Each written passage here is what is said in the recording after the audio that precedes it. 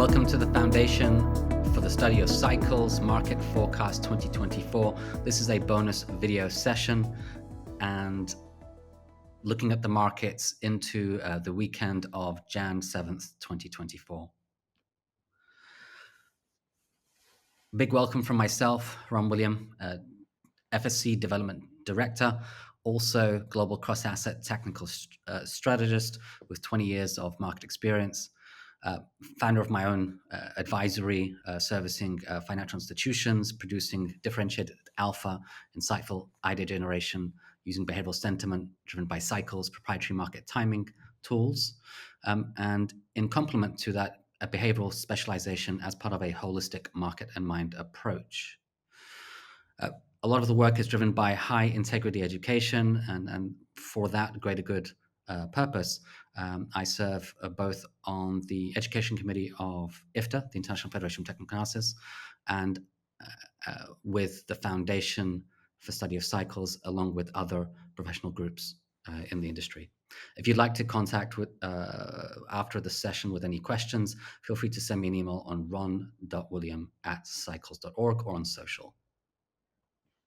Quick disclaimer for the legal side of things before we progress with what will be an interesting review of markets ahead after the strong start of the new year. So the theme is Fly Me to the Moon and Back, building on the timeless classic of the Voice singer Frank Sinatra. I'll explain the story and the connection in a moment. But essentially what we'll be covering in this bonus session is the market's legacy theme song of Fly Me to the Moon and Back amidst bearish pressure into year end just past. We'll look at the seasonality bull trap based on the so-called Santa Claus rally that ultimately failed, given that it picks up performance in the second half of December and first week of Jan. And so based upon that metrics, it was a failed signal, but did suck in a lot of leveraged bullish positions, along with macroeconomic events that happened during that time, post dovish Fed pivot. Of course, here and now, the 2024 Happy New Year. Welcome to what has now so far been the worst New Year market reaction as part of a very strong overbought unwind that will likely continue according to my work.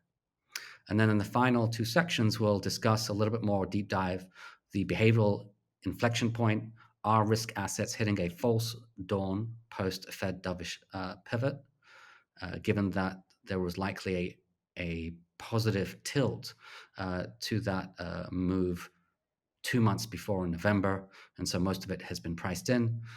Stocks and bonds will likely see a year of non-consensus in 2024. That's my high conviction view in terms of trend change. And then, of course, of reference on each of those asset classes, S&P 500 asymmetric risk to the downside, and US 10-year yields surging higher as part of a higher for longer rate view. And then last but not least, what does this all mean for our market in mind strategy? Essentially, we'll be seeking alpha in a VUCA world, i.e. disruptive, uncertain. I'll give a quick snapshot on VUCA, what it means, why does it matter, the behavioral shift between FOMO and FOLO, fear of missing out and fear of losing out, in this new sideways to volatile and bear cycle that we'll likely have. And then, of course, the practical impact of that in terms of what do we do with our portfolio. A barbell strategy is my recommendation, with a selective risk asset mix, focusing a little bit more on defensive play. And one of the highlights will be gold, which continues to shine as we retest those all-time highs above the 2000 glass ceiling. For more complimentary info on what I share with you today, there was a recent media interview with CNBC that is available on the FSC's blog that'll be published soon. So you can access that either on our website or through social channels using my handle. So a brief word on my approach. For those of you that are aware of the work, then it'll be a good refresh. Others that may be new, it's a good way to set the scene and give you an idea about how I look at markets. It's part of a top-down framework, a blended approach with multi-factors, macro, fundamental, and technical. That's the top part of this cycle chart. And then down on the right in yellow, timing in terms of the roadmap model, a cycle framework derived from mentor Robin Griffiths, a veteran technician in the industry, also predicated on the business cycle, seasonal patterns, and extended timing measures that I continue to research. If you'd like to read more about that method, there is a book available for review, Mapping the Markets, co-authored by mentor Robin Griffiths and released by The Economist. And then finally, just on the left in green, trend ranking models. This is a little bit more of the quant framework, looking at global cross-asset markets, sector stocks, and different market factors. Now, essentially, this is all part of a roadmap BoomBus cycle, a behavioral fractal pattern of market price action, typically asymmetric in shape, based on an unequal relationship between greed and fear, similar to the Elliott wave pattern. You'll be hearing from the pioneer in that field, Mr. Robert Prechter, as our keynote speaker at the FSC Market Forecast event. But essentially, this picture that I give you is a variation, which is more based on timing models and a different shape to the traditional Elliott wave pattern. Now, it's derived through statistical regression analysis, which is a useful tool to measure trend equilibrium and deviations from trend, which can lead to hard and fast reversal signals. Right here and now in the market, just to give you a visual on where we are likely, it's late stage between W, X, and Y, the fall, rally, and rest of fall. And essentially, we're still in that transition stage into the risk aversion bear mode. This cycle has been delayed from 2023 into this new year of 2024, but there has been some realignment here and now. Now, the Blackbox components of the key cycles that are tracked are featured here on the screen. It's an adapted cycle schema based on the roadmap signature work of mentor Robin Griffiths. These cycles primarily influence global sentiment, policy, and markets. Each cycle is unique, but when aligned, lead to a tidal wave effect or a so-called crisis opportunity. Now, in future opportunities at the FSC, I can do a deeper dive on what each of these cycles are and show you those cycles and actions. Now it's just a quick snapshot just so you get an idea of which ones are in the approach.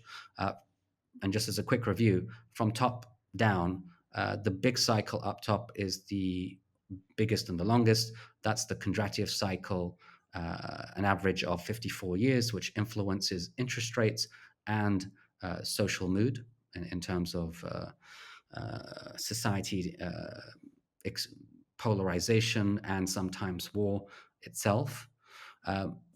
Think of the inflationary implications that can happen both economically and from a socio-political point of view.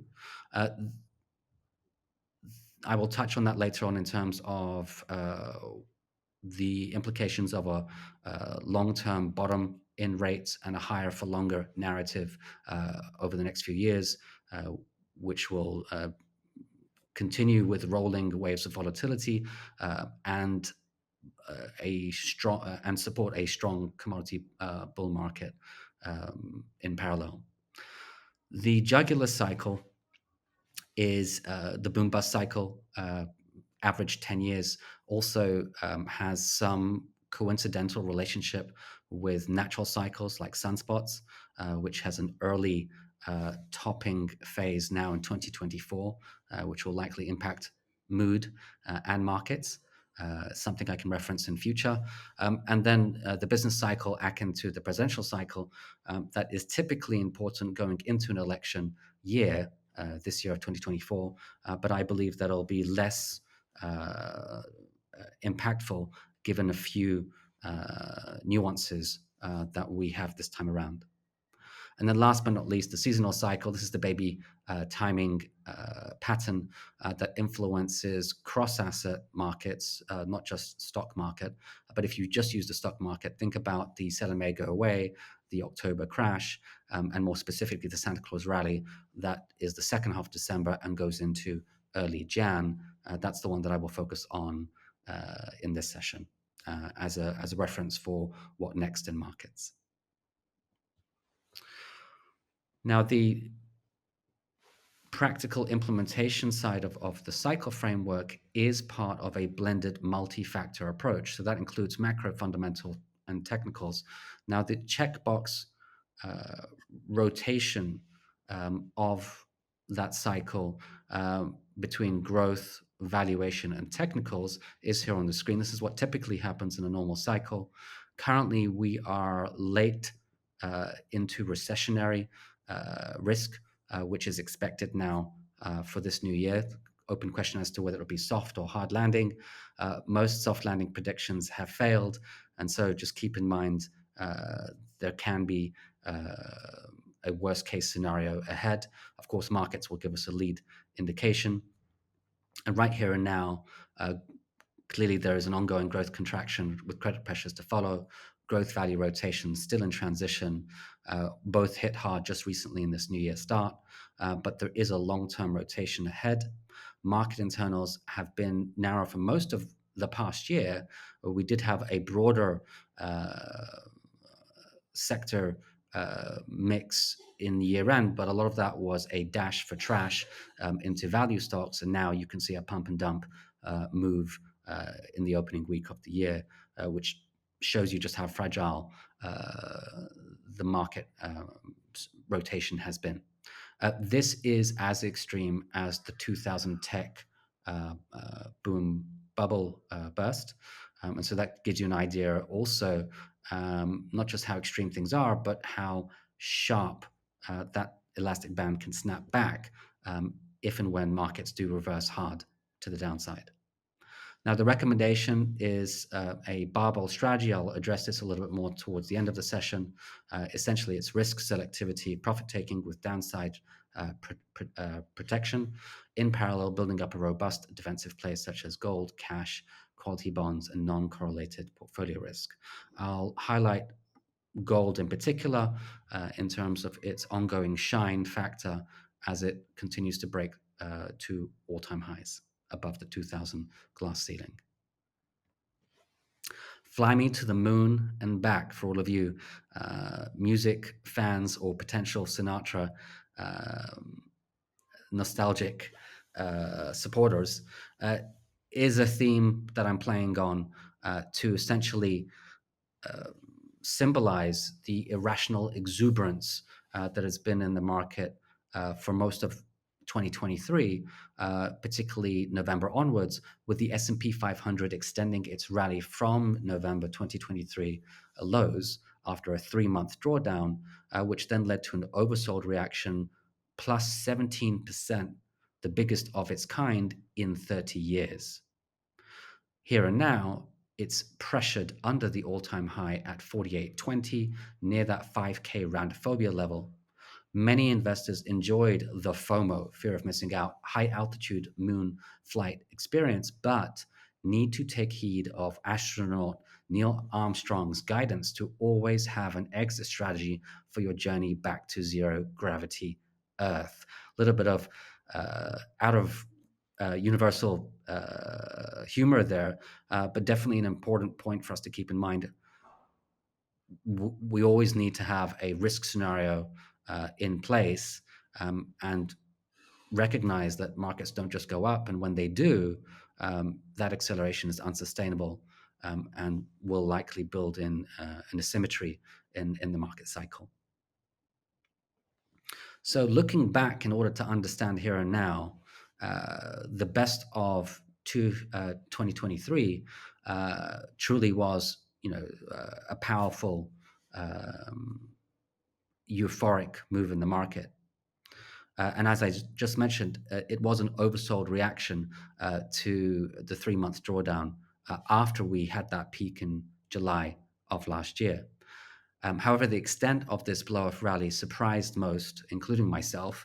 I didn't think the markets would come up so much, but when they do, not only does it highlight the irrational nature of markets, but it also tells you about how hard and fast markets can reverse if and when they do, as they currently are in this opening new year. Now, part of that uplifting sentiment was amplified by the so-called Santa Claus rally. Now, some people just think this is the year-end rally.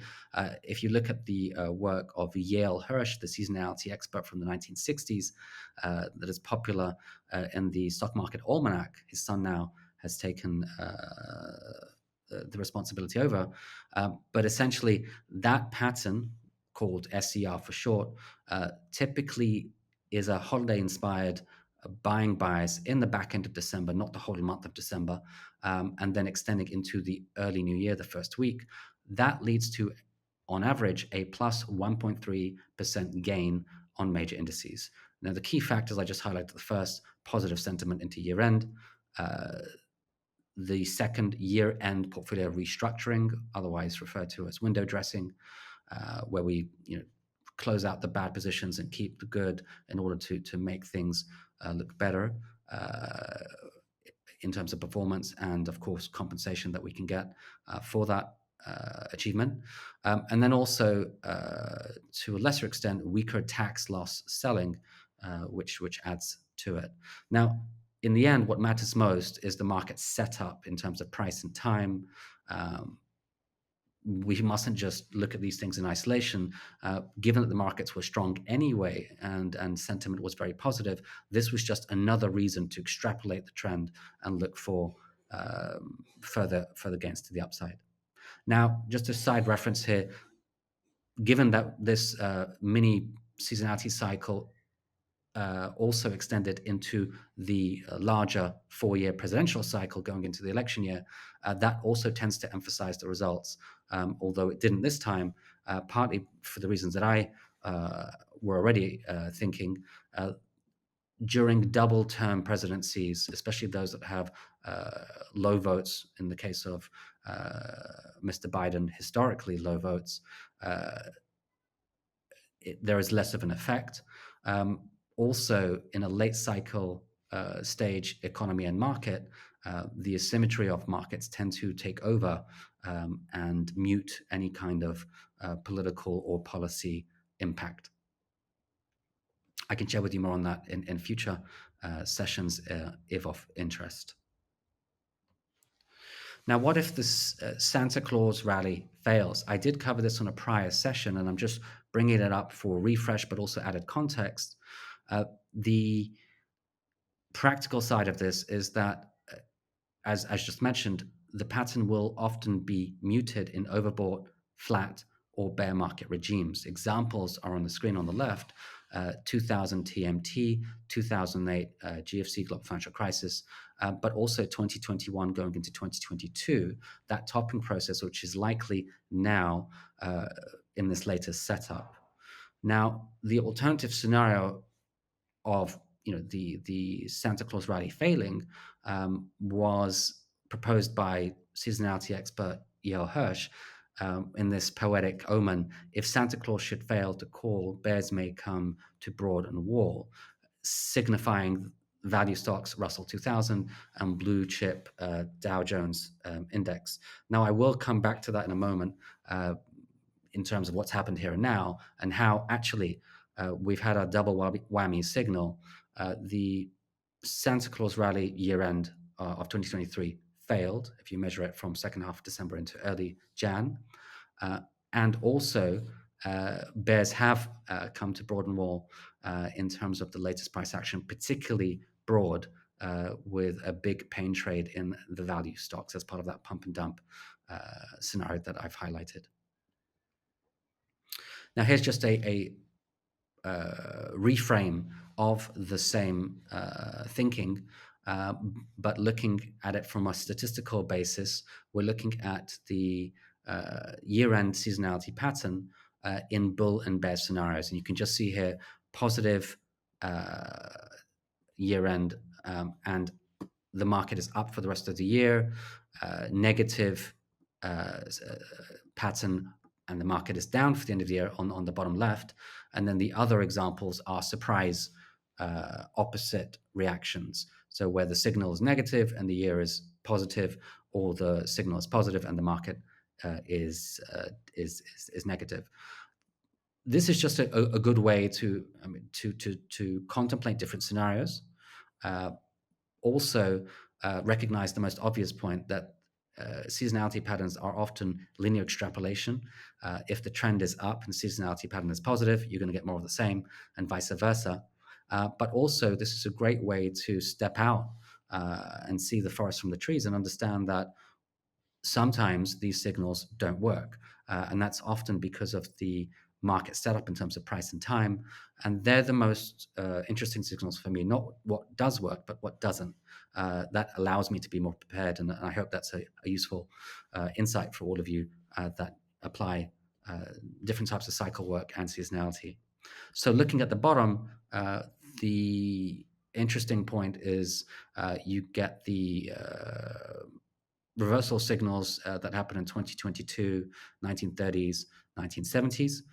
But here and now, we could be in the negative period in this bottom left-hand corner, where the signal is negative, and we could continue to have a negative year. Time will tell which quadrant of scenario this seasonality pattern unfolds. Here and now, Happy New Year. Welcome to 2024. The worst New Year market reaction since 2000 bubble, and the worst return since 2019. If you want some baseline numbers there, the chart for worst New Year return since 2019 is just there on the chart. That's based on the first week of the new year. Are risk assets verging on a behavioral inflection point as investor sentiment realizes their false dawn and perfectionism sentiment towards market following the long-awaited dovish Fed pivot? My conviction is that stocks and bonds will see a year of non-consensus trend change in 2024, as featured in a recent CNBC interview, just there on the left there, also available on the FSC blog and social media channels. Let's progress into the main theme of this session, which is the behavioral inflection point. Part of that fly me to the moon and back phenomena. This is the back part where investors and traders are reevaluating their stance from last year.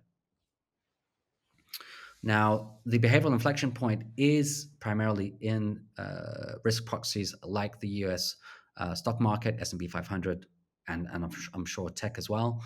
But looking at S&P 500, it's that blow-off rally, plus 17% net, largest in 30 years, but also amplified by record short covering, pressured into the all-time high at 48.20 near the 5K roundophobia level.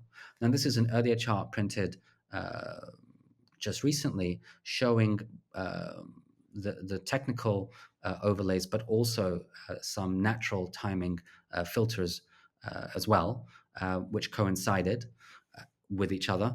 The behavioral inflection point following the dovish pivot, just here, was a climax two-stage reaction weighed by a triple whammy confluence of momentum, sentiment, and rotation fragility.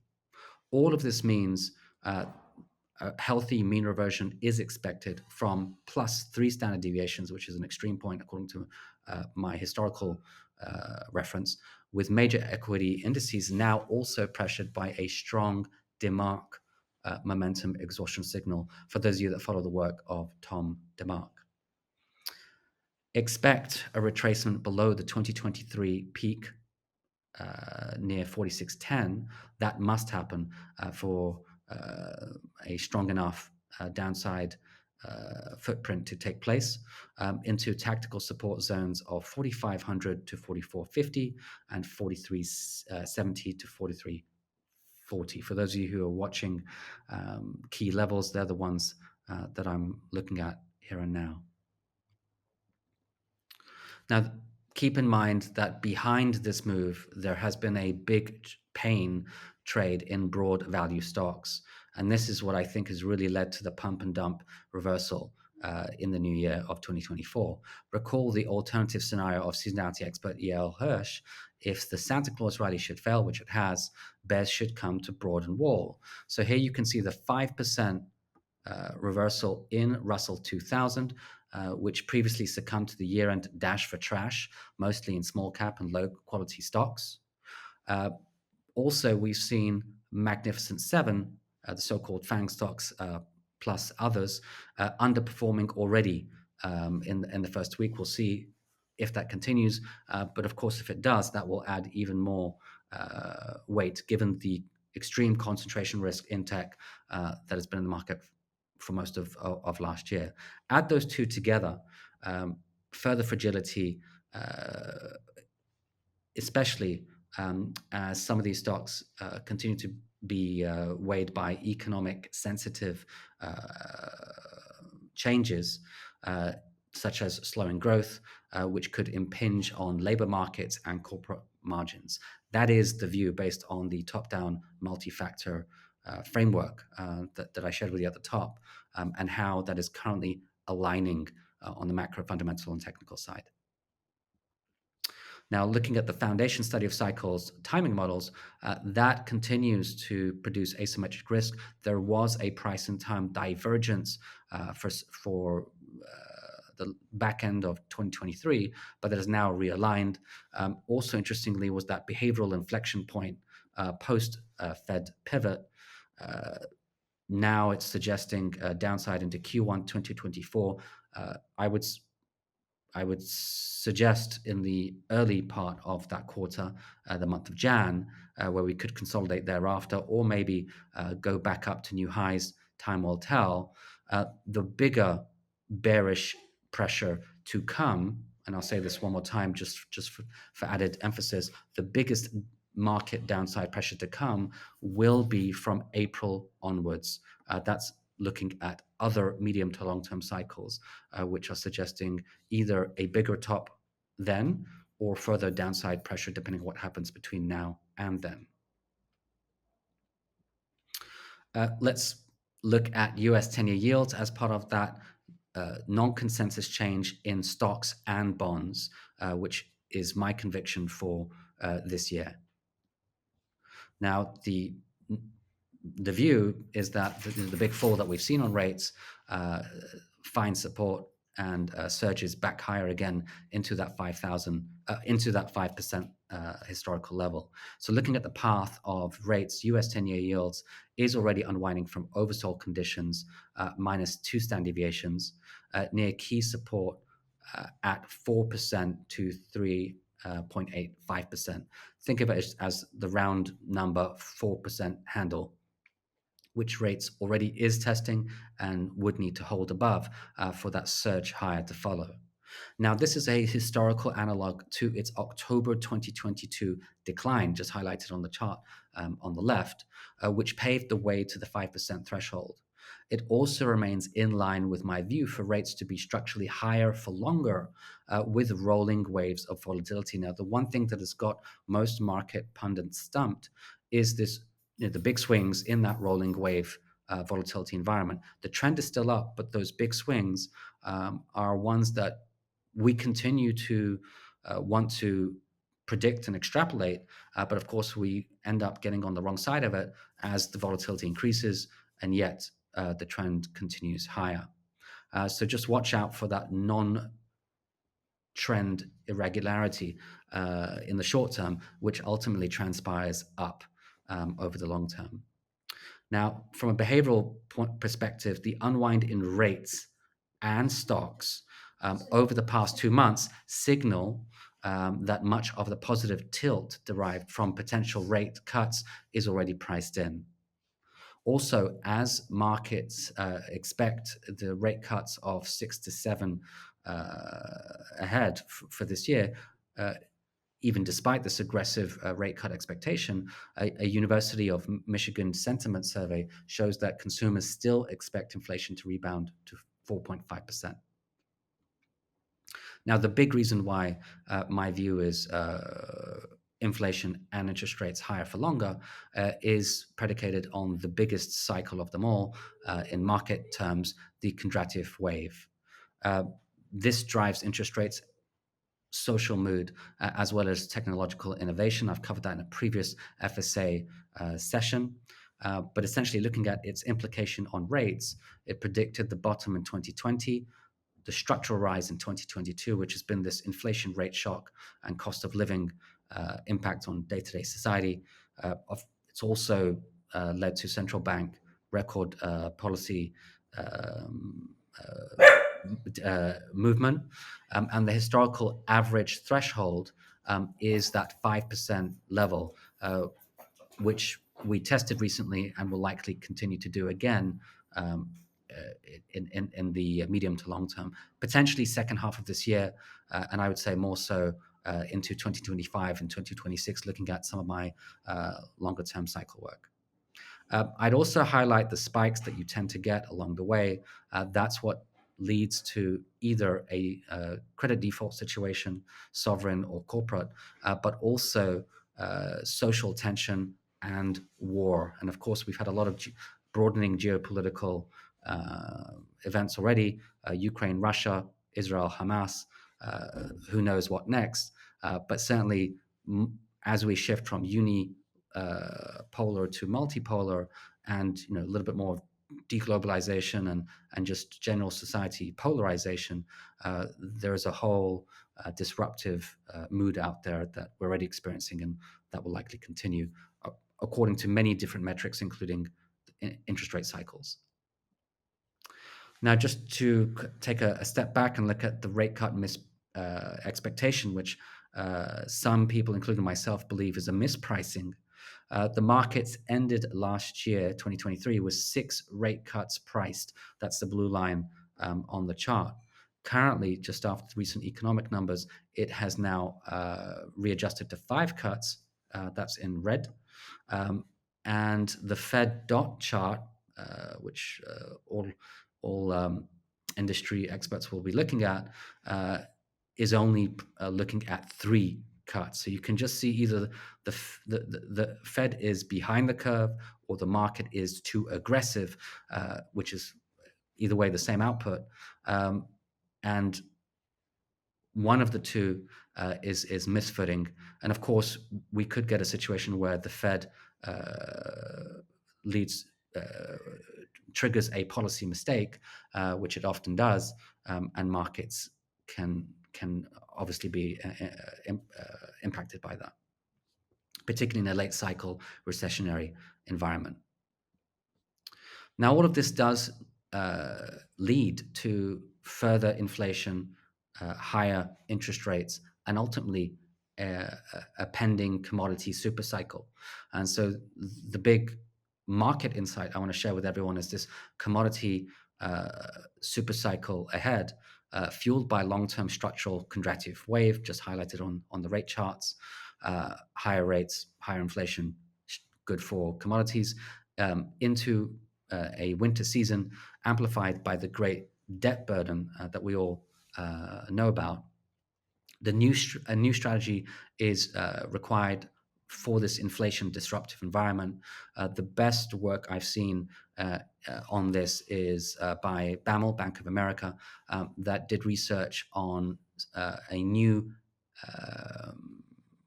investment strategy called FANG 2.0, playing on the acronym of FANG 1.0. the famous growth tech stocks, but it's looking at sectors, not stocks, and that's looking at sectors that are best during inflation disruptive environment: fuel, agriculture, aerospace, defense, nuclear, and gold. I track them regularly, and there was a time where we could say goodbye FANG, that was 2022, and hello FANG 2.0. I think we're going to rotate back to uh, that new paradigm in the year of 2024 as FANG 1.0 fall out of love, FANG 2.0 come back with a vengeance as some of these trends realign. And then just to end, seeking alpha in a VUCA world, how do we make money or manage risk when things have changed, disruption is here, and uncertainty continues? VUCA is what we do when other world events or market changes turn upside down, popularized by the military strategy dealing with the fog of war, disruptive effect. And the key question, as I just alluded to, what new strategies can help overcome new VUCA regimes? Old market and mind strategies essentially need to be reassessed. Now, that wasn't the case in 2023 because we had strong trending markets. But if you go back 2022 and other anomaly market moves, certain things like buy and hold, passive investing, 60/40 just don't work like they used to. And so I think we need to keep that lesson in mind despite the positive euphoria of 2023, particularly as the cycle likely shifts into a sideways, volatile to bearish regime for this new year of 2024. Now, the behavioral shift is likely between FOMO, fear of missing out, and FOLO, fear of losing out. Greed does get overwhelmed by fear if the cycle, particularly if it's a strong cycle, turns from up to down. And this is work based on a lot of testing by various experts. Here it's one of the big banks, highlighting that if you exclude the worst 10 days of market performance, you can actually enhance alpha opportunities significantly. Buy and hold is the dark blue line. You can still win good and consistently, but not as much as we're told. And if you exclude the best days, so the FOMO effect, you're actually underperforming the other two. So this goes back to Warren Buffett's Noah rule: predicting rain doesn't count, building arcs do. So risk management trumps all the time. But essentially, the lesson is blending both prudent risk management with unique alpha capture, which is always going to be the holy grail edge to develop. But essentially, the key lesson here is behavioral change between FOMO and FOLO at cycle changing points, but also risk management being so important all the time, but particularly during those paradigm shifts. Now, the portfolio recommendation as part of this blended multi-factor approach, macro, fundamental, and technical, in a late cycle stage is the barbell strategy, risk asset selectivity. So you do continue to trade the trends that outperform, even if they're risk proxies, but take profits and build in downside protection. And most importantly, in parallel, build up a robust defensive play such as gold, cash, quality bonds, and non-correlated portfolio risk. Now, just to end on my final market recommendation, gold, which continues to shine, major breakout above that 2,000 glass ceiling, does target higher into 2,700. That's gold in dollar terms, and an inflation adjusted peak. In behavioral terms, the yellow metal is reactivating a 13-year bullish pattern that visually resembles a cup and handle. Look at the work of Jim O'Neill from who's the originator of that pattern. Essentially, it's exactly as it's described, quite literally. And once it does actually break out, it leads to the same target that I highlighted at 2,700. Looking at some of the macro drivers, gold is going through a so-called transformation period fueled by broad strength, weighed by currency debasement, and a recent bout of safe haven flows, both from default risk and broadening geopolitical tensions, just highlighted there in terms of Russia, Ukraine, and Israel, Hamas, and maybe more to come. You can see the shock impulses on gold last year during the March bank panic and the Israel-Hamas tensions, which continue not only to escalate, but also broaden in a potential regional conflict. So gold does respond as a safe haven play generally, but particularly last year. And then the key message I want to also highlight is gold's and interest rates and how that relationship has broken down, whereby gold is sending an interesting message through this extraordinary divergence from real bond yields breaking a historical inverse correlation of up to 91%, looking at 10-year tips between 2007 and 2021. There are several plausible factors led by bullish market forces. So that's supported by gold's relative outperformance, the geopolitical safe haven flows that I mentioned, central bank demand, which has been at record highs. An industry colleague, Charlie Morris, author of Atlas Pulse, under Bytree, argues that gold is likely experiencing a transformational period whereby tips are mispriced, i.e., too cheap, and understating inflation. So maybe gold is giving us that canary in the coal mine signal that inflation is actually much higher than we think it is. And this does, again, align with my long-term structural inflation outlook based on the contractive wave. And then lastly, looking ahead for plausible risk scenarios on gold, it's worth recalling gold's historical rhyme in periods of crisis, as highlighted in 1980 and 1973, which included the Soviet-Afghanistan War, Iranian Revolution, and the Arab-Israeli Yom Kippur War 40 years previous to now. In both analogs, gold typically spiked by 700%, while previously marking its inflation-adjusted peak near 2,700, that price target that I highlighted before, based on inflation adjusted, the price projection, but also this chart here. The prospects of a commodity supercycle will offer broader support, notably FANG 2.0 sectors, not stocks, the ones that I just highlighted, currently led by fuel, defense, and gold. That's it from me. Fly me to the moon and back. I hope you enjoyed the session.